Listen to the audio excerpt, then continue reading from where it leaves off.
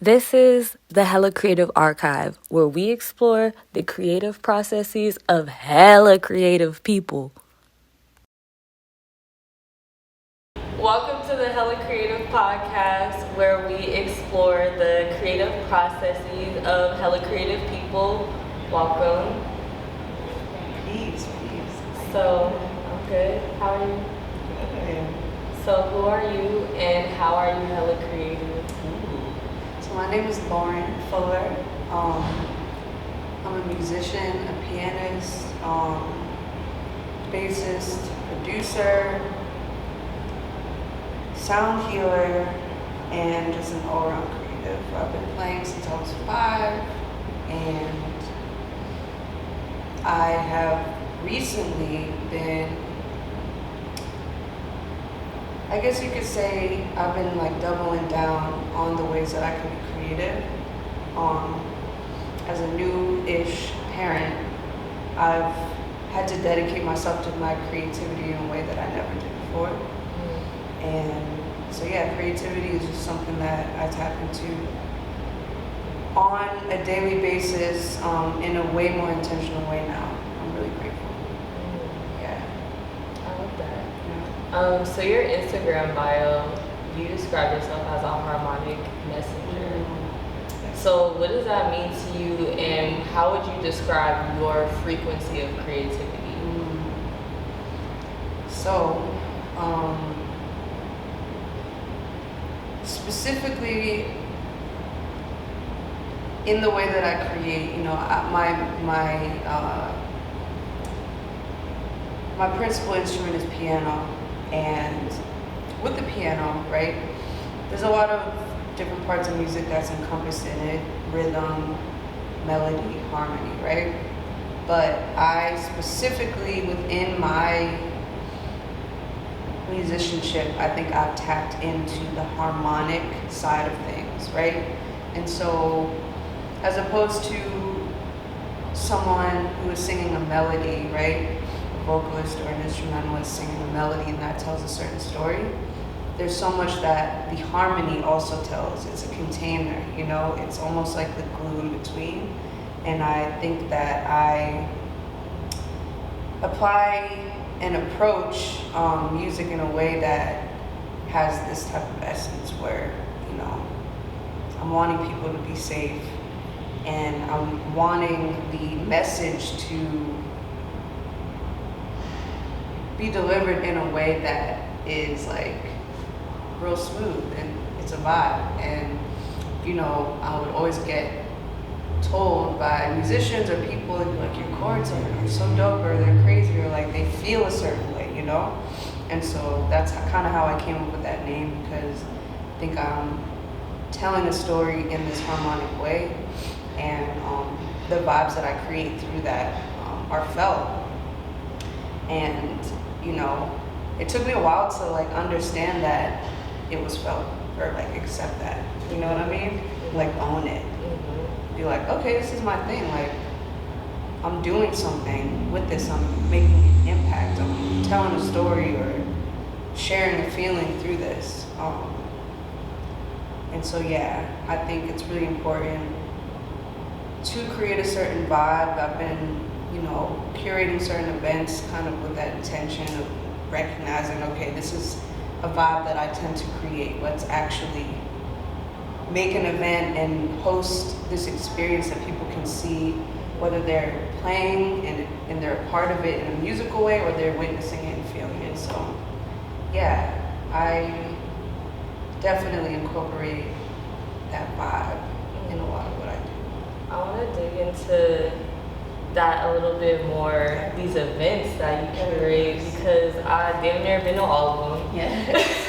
And So I want to talk about like Lo-Fi Tribe and what is that, and what are those events and those jam sessions? Yes, thank you for your support always. It's always been like meant the world that you've been someone who's like always been there. So thank you. So the Lo-Fi Tribe really started out about 3 months after I had my daughter, actually in this space, in Mr. Wolf, love Wayne and Love Shay. down. Thank Love y'all so down. much for being such an incredible space that supported people's like visions, and allowed, like you've been a stepping stone in like manifesting. So thank y'all. Yes. But yeah, we would come here, and I would have some of my musician friends just come in and play. I'm blessed to have specifically 3 college friends, vocalists, actually 4, but I say 3 because one of them's from here. Jamila, she's from here, so I always like associate New Orleans with her. But like the fact that Jonquel, Jamie, and Jessica are all here and aren't from here, and the fact that we're together, like it was something that it was really Synergetic. yeah. And I was like, yo, and like they're all amazing. We all speak the same language and have these crazy memories with each other from school. And I was like, we gotta bring it together, and it just kept happening. We kept doing this thing, and it felt really good to everyone who was involved, and that's what meant the most to me, was that it felt good to us.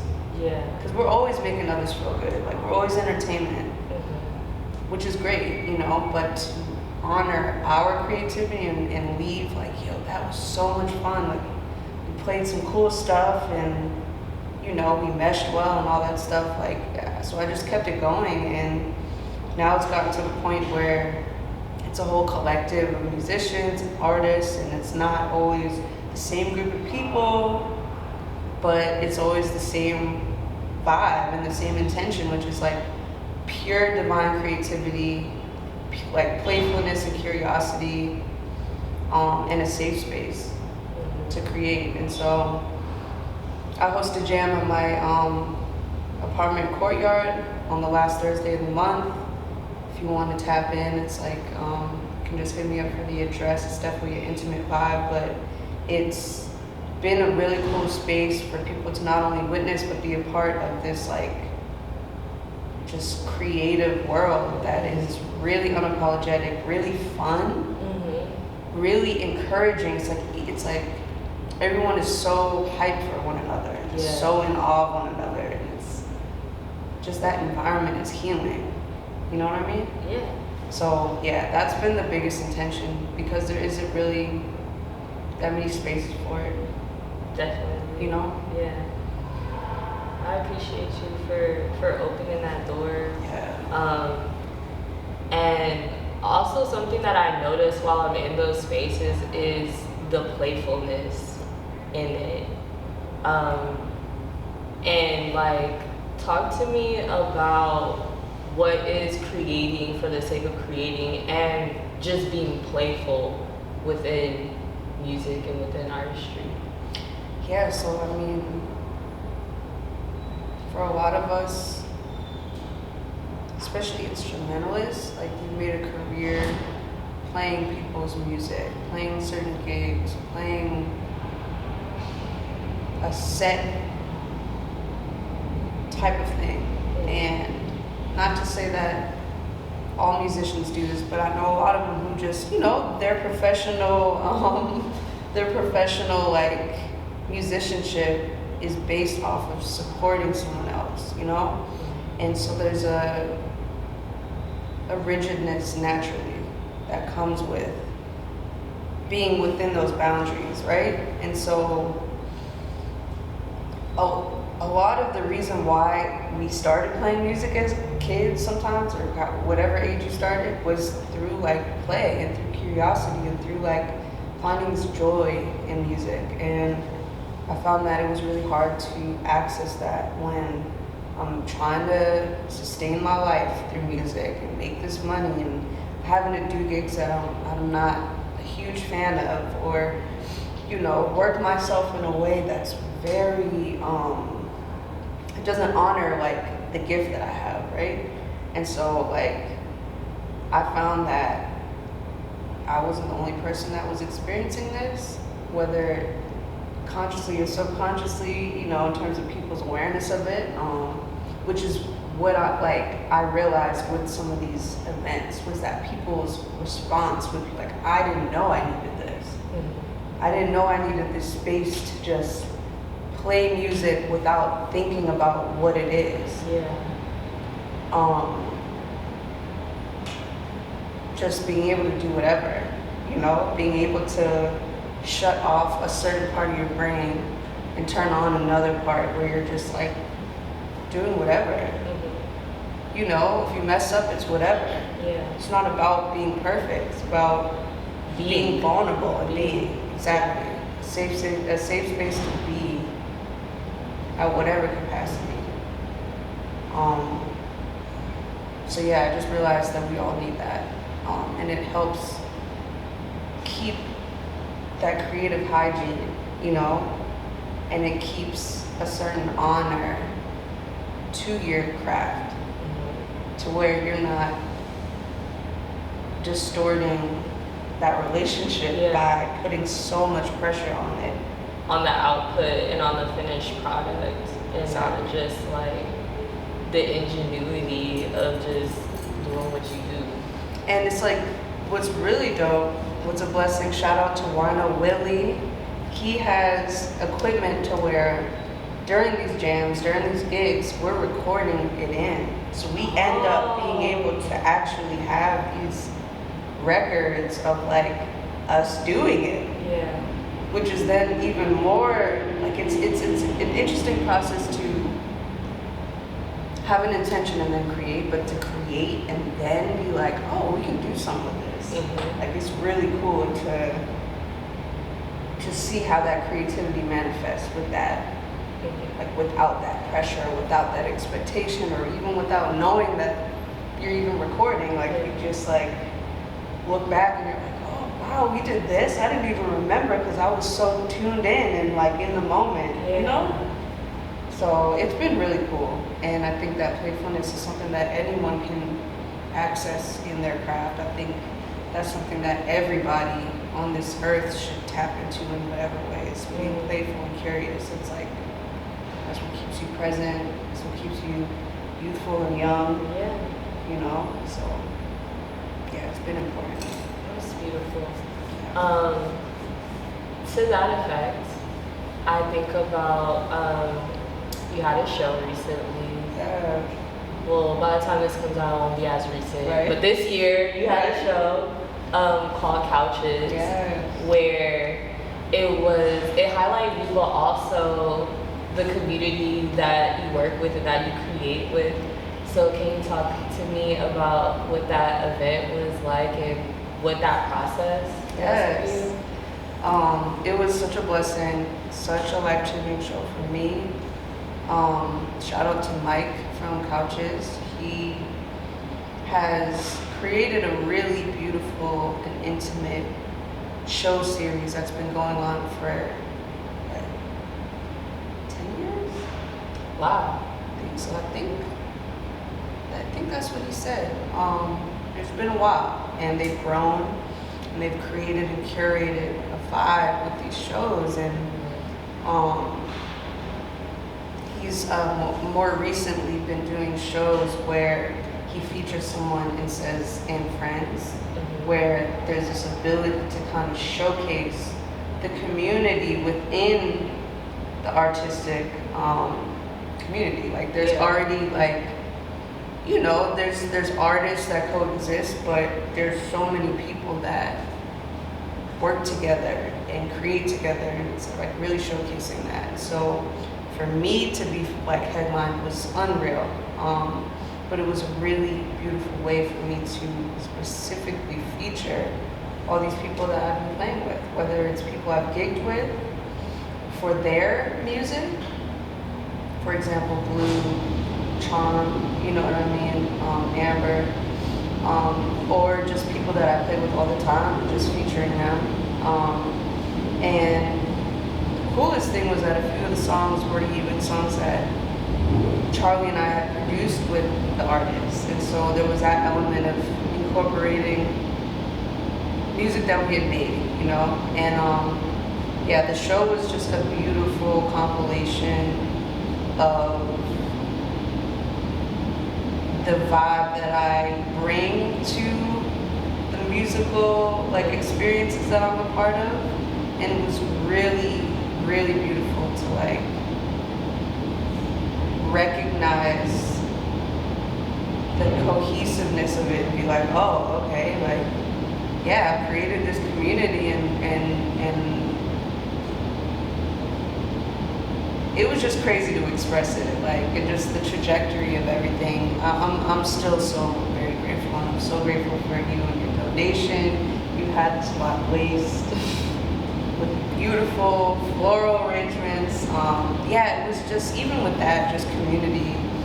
You know, I'm from Boston, so like, I don't have family here, and that was a night, like many of these, you know, shows, but specifically that, it was really like an example of like, wow, this is a community that I've cultivated. There's so much love and adoration between everybody. It's love, it's genuine, it's real. Like, that could be something that sometimes isn't in every space. Definitely. In every community, especially creatively and musically, there's a lot of ego. And I think it was such a safe, vulnerable, and like raw experience. And yeah, it was just an honor, truly. Life-changing, and definitely opens the doors for just doing that more, you know? Definitely. But yeah, it was definitely a huge highlight in my career in this new space of creativity that I've been tapping into. So in the beginning, you kind of talked about how since you became a mother, your approach and your practice has shifted.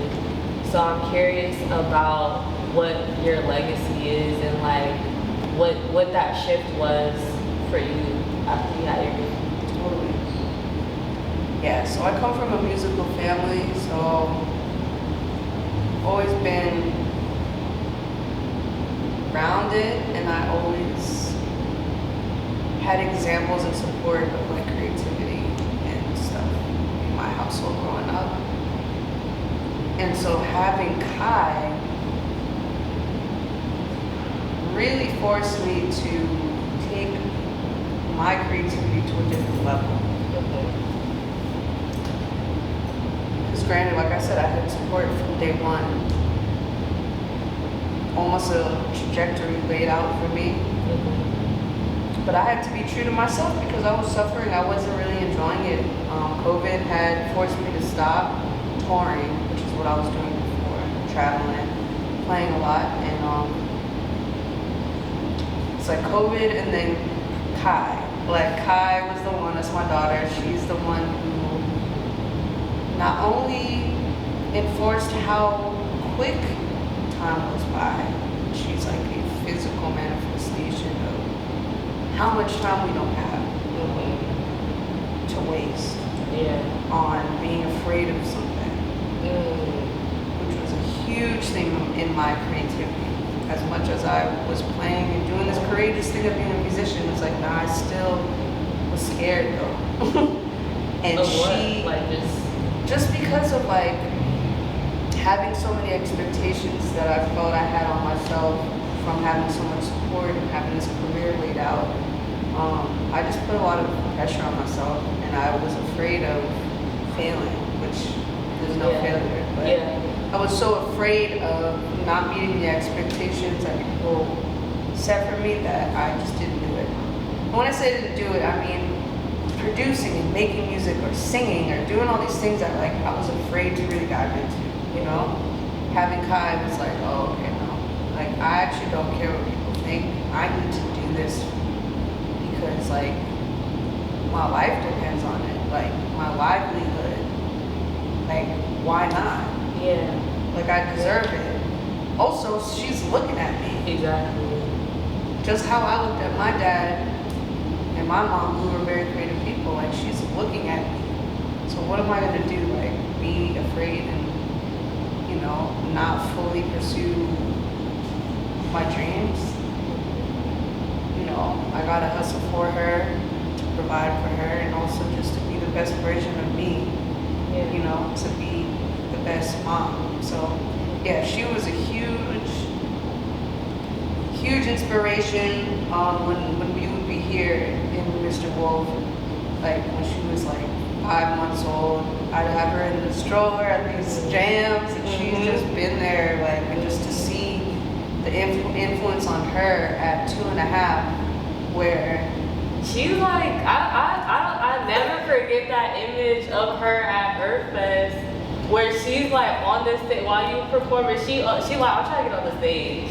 Straight up. I'm trying to what do you mean? Like, it's already, and it was just so cool to see how like, just as like a toddler, that fearlessness of like being seen and being like, look at me, and having that example of a mom that's on stage all the time, like, of course she's like that. And she teaches me, you know, her fearlessness. I'll be like, dang, I'm learning from you, cause like I'm that shy, like damn, like it's crazy, and she just is so musical already, and she knows all the things, and it's just nuts, and so yeah, like she keeps pushing me forward, where it's like, oh yeah, like I want her to have the confidence to do whatever she wants, and I can tell her that, or I can show her that. Yeah, I mean, you're doing both. Exactly. You're doing both.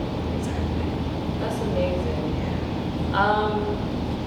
So through this journey, your musical journey, you said piano, bass, chords, things like that.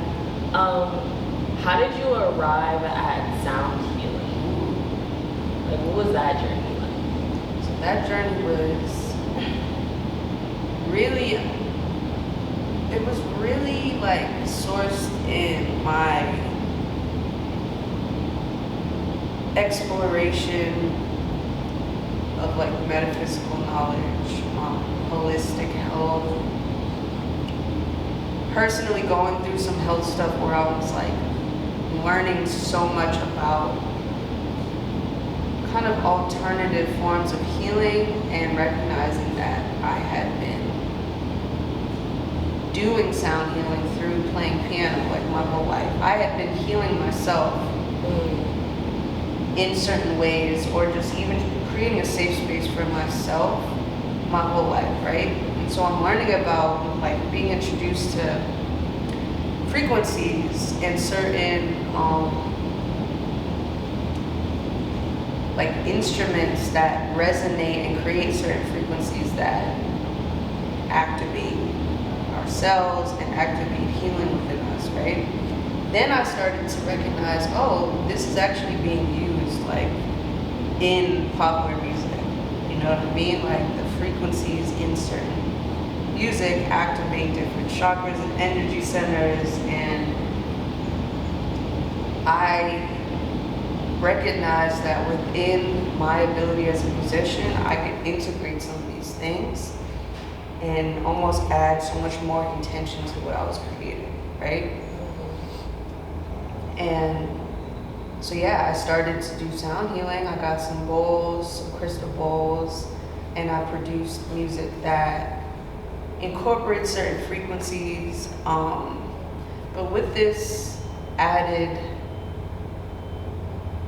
kind of intention of having music that feels good to us, right? Activates us. Because I think if you think of meditation music, you think of it being a certain way. Kind of spacey. Yeah. You know what I mean? But rhythm is meditative, especially for indigenous people. Yeah. Like, so it's like, okay, and then if you listen to certain types of music, you hear 808s, you hear certain things that activate you. You're like, what is this? Okay, bet. If it's activating me in this subconscious way, I can like put a frequency in it and like intentionally activate this. You know what I mean? Yeah. And so yeah,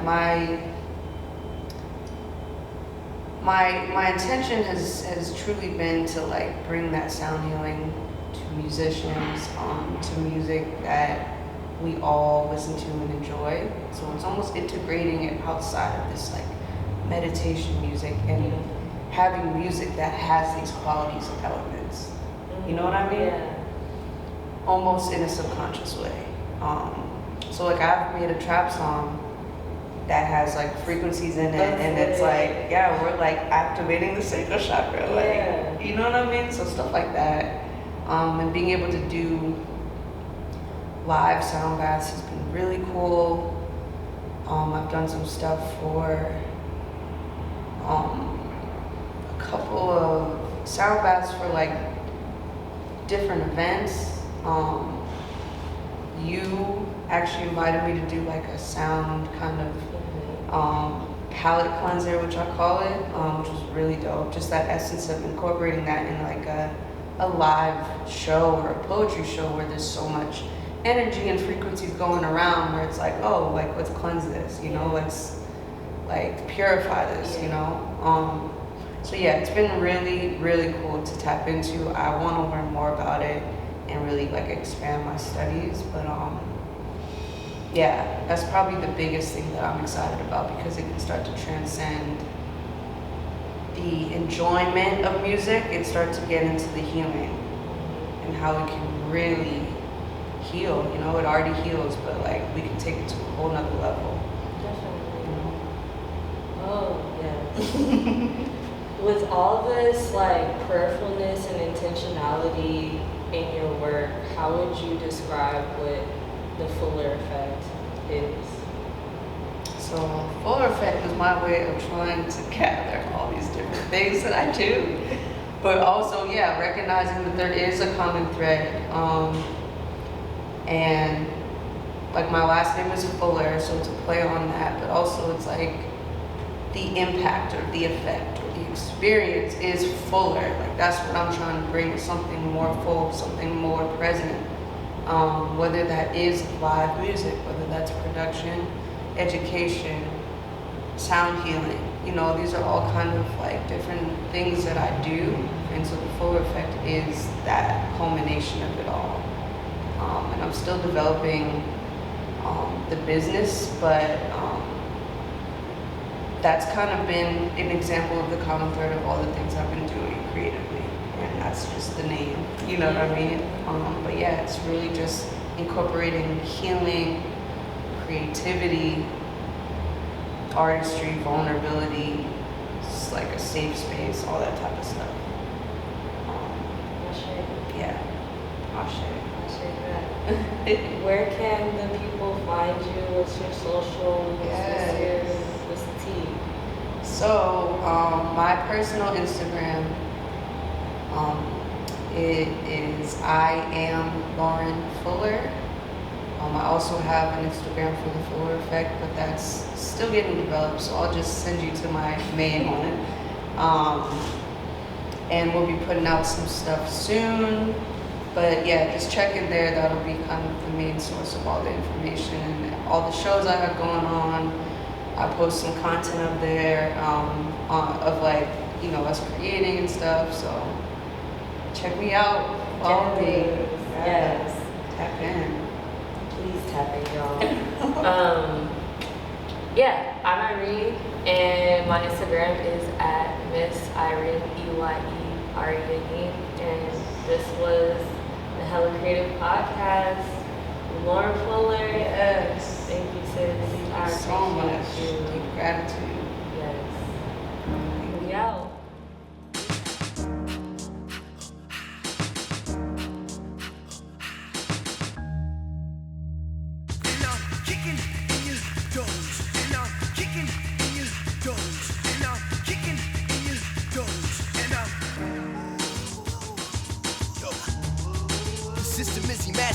Gravitating and captivating like negative energy. Track the greatest in a pack of nation. Bigger give synergy over it. Positive vibes and smolder it in our essence for free. Cancel madness with the vibes and kill it benevolently.